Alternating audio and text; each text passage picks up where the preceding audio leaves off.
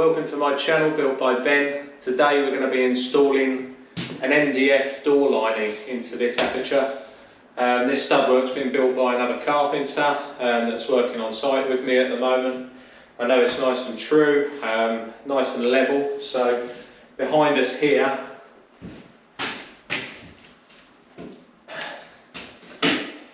I've built a MDF door lining. Now, door linings are usually made out of pine, but if you're a carpenter like me, you know that pine is awful at the moment. It seems to be that any door lining that you fit will just be full of twists, it will be full of knots. MDF is obviously a lot more stable than pine, so we're just trialling it on this job in particular. We've got loads of different wall thicknesses all over the place, so it's a great opportunity for us to try this one. So I have been machining these up myself, putting little recesses in the top there just like you would a normal lining, screwing them all together. I'll take you through that in a separate video of how to make a MDF door lining, but for today we're just going to be installing this one. So before we crack on with this and get it fitted, I just want to thank all of my new subscribers. The channel's become quite popular over the last week thanks to Robin Clevitt, who promoted one of my videos for me. We're hopefully going to do a bit more in the future together, so thanks Robin, and thank you to everyone that has liked the videos. Right, so the first thing we're going to do obviously is just try it in.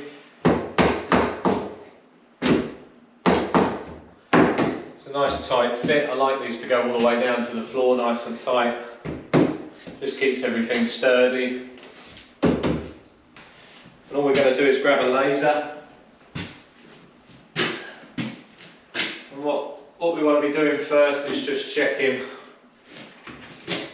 that the top of that door is nice and level. Looks like it's a little bit low on this side.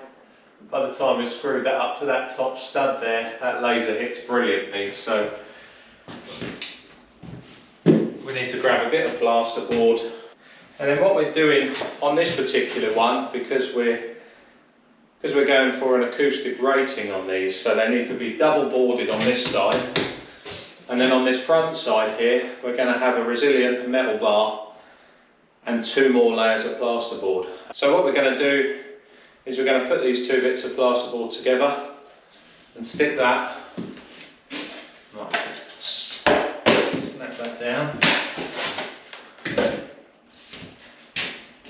So all we're going to do is we're going to stick them 2 bits of plasterboard up here on this reverse side, and I'm just going to knock this lining forwards.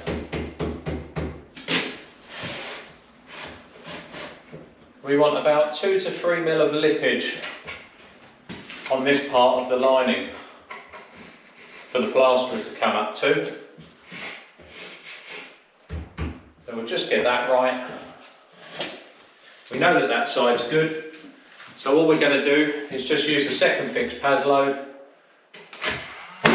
We're just going to go in like that, and then we'll do the same on this side.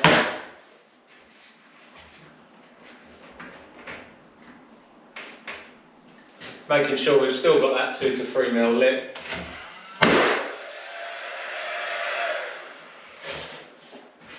And that's the top of our lining sorted.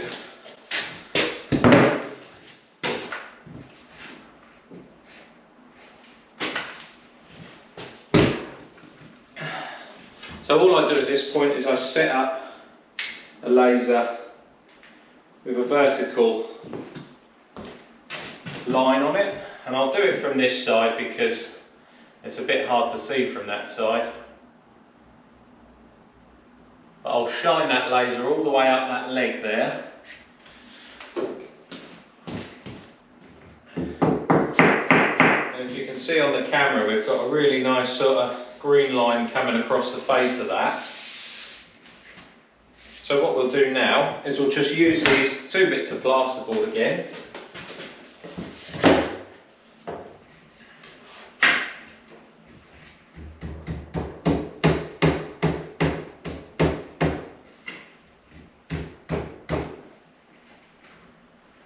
Set that up for 2 to 3 mil of plaster.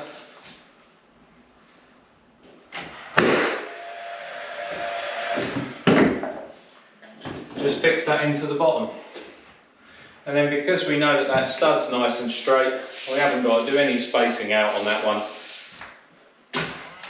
Just get another one in the middle there, just so we know it's not going to move anywhere. Then we'll move on to this side. So because that side is free, so we need to do some spacing and some packing behind that. So we've got our packer bucket here. And all I'm going to do again,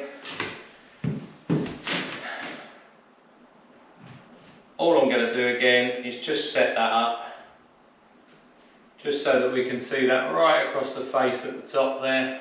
And you want to try and get this as square to the frame as possible, which you'll be able to see right at the top there. And then all we're going to do, because we know that the top is right, we can then get sufficient amount of spacers at the top there. Just have to try a few until we've got the right amount of spacers in there. Let me get my tool belt on, that might help.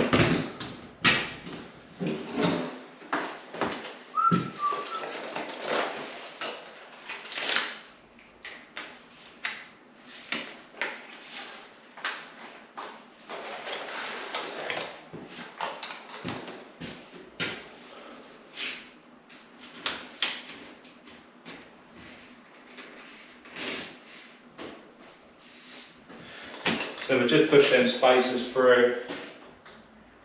We want to be roughly right with the depth of it.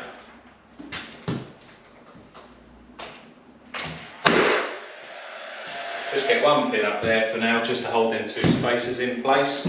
It's quite important that you go through the 2 spacers with that first pin, otherwise they just fall out and you can lose your progress. So we'll get our 2 bits of plasterboard again.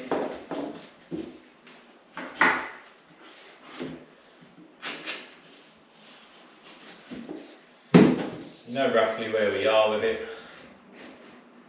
Let's get them 2 spacers in there first. Might need a bit more than that, so we'll just go in with another thin one.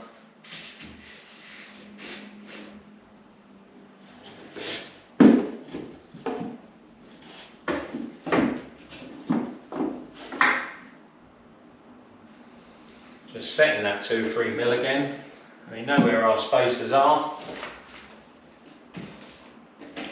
Just get another pin in there. Now we're going to screw this, obviously, it's not just held together with pins, but this is just handy to get it all set in place, because otherwise when you're trying to screw it and trying to hold everything in place, it can quite easily just go wrong. You'll end up in a bit of a pickle, so this is the way I like to do it.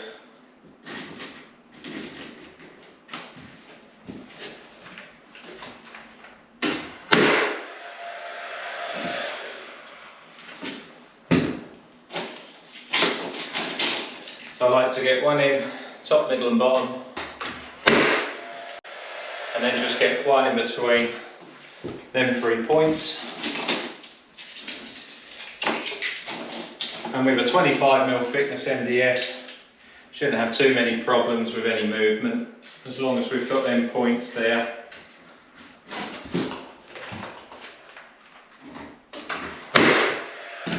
But if you get to this stage and you can still feel a bit of flex in between where you've put your fixings, no harm in putting as many fixings in there as you like, but I just like to keep it a little bit easier for the decorators. You don't want loads of holes in there, because obviously they can come out in the future. So that's it, that's temporarily in place. What we're going to be doing now is going in with the countersink drill bit that we've used in the past for MDF. What I like to do at this stage, just to keep it nice and uniform, is just use my compass with pencil in. And And if you, on the back of the linings, if you sort of mark how far it is back to the stud work, and then increase that by about 20 mil, only roughly. And we're just going to draw a line all the way down there, over the top, and down this side. And then the same again.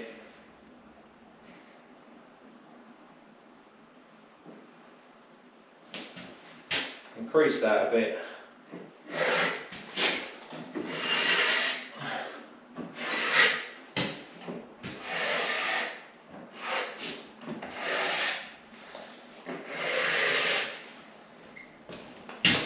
And then we're ready to drill a hole on every single packer position that we've got.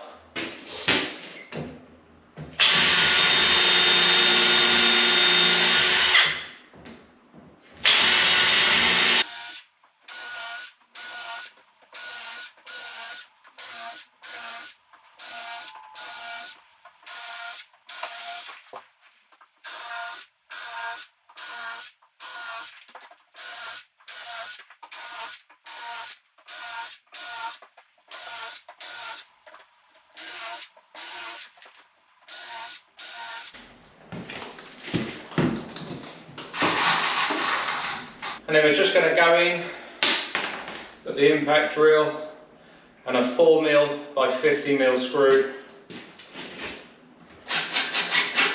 We're just going to pull that in just below the surface. Just leave a nice little circle there ready for the filler to go in from the decorator. You don't want to go too deep with that because then the filler's more prone to drying quickly because there's such a big lump of it. That will dry quickly on the top and then that will crack off when it comes to decorating stage. So we just want a nice sort of 3 to 4mm depth, and then the filler can really sit tight in there. And that decoration stage shouldn't have a lot of problems with it.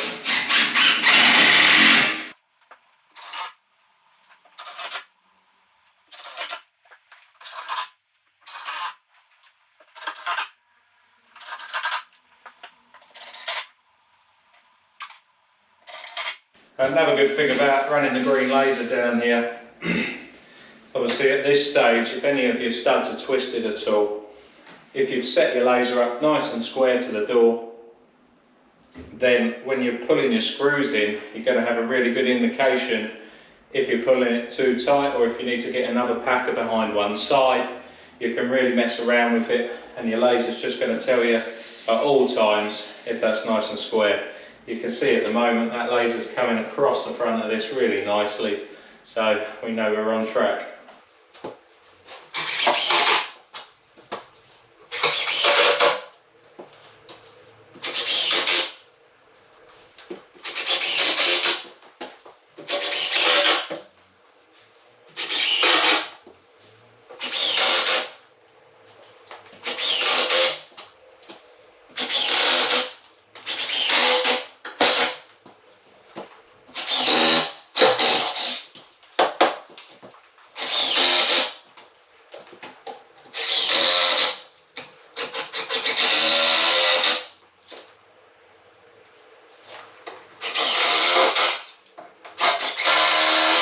Okay, so that's it for this lining. As you can see, it's nice and straight, it's nice and solid, there's not a lot of movement in that. Absolutely fine to hang a door off of. Now the reason I go for these MDF linings over pine is that the pine these days is so unstable. As soon as the plasterer comes up to the side of pine, gets all of the edges wet, it tends to twist in. Sometimes they can cut. And what that means ultimately is that once you've hung a door, you can be back to the job 5-6 days later because the door doesn't then fit once it's been plastered because it's taken on so much water, so much moisture from everything else that goes on. This is a moisture resistant MDF, it's 25mm thick for strength, so hopefully when we hang our door off of this, that's the last time you're going to hang that door. Shouldn't have any more issues with it. What we're going to try and do in the future when it comes to a new build is get all of these strips cut all ready for us, so all that we've got to do is actually cut the lengths of them and do this little recess up here to make the lining. I'm doing this job, it's a hotel renovation. We're changing a hotel into HMOs.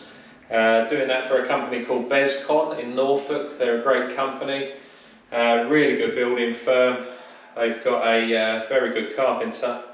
And yeah, I've been working for this guy for about a year now, doing a bit of site management on this one for him.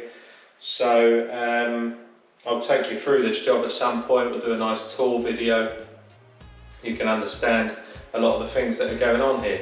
So we'll grab the camera there and I'll just show you what we've got there. Got some nice uniform lines with all of your screw fixings. You can see behind there we've got that gap with your packers in there, and they're nice and straight with all of it. And then another thing that I wanted to show you quickly was just how we put this MDF on the back here. So if you can see that, we've just left a tiny little lip on the back there for the plasterer to go up to.